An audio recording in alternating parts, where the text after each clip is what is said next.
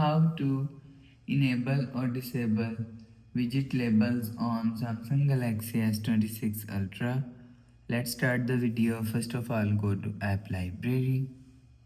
Here click on Settings app. Now in Settings, scroll down and click on Home Screen. After click on Home Screen, you will see widget labels is here. If you want to disable widget label, turn off this button. After turn off this button, you will see widget labels is disabled. If you want to enable widget labels, turn on this button. After turn on this button, you will see widget label is enabled. So you will enable or disable widget labels from here. After the process, go back to home screen. So that's how you can enable or disable widget labels on Samsung Galaxy S26 Ultra. If you like the video, please subscribe. Thanks for watching.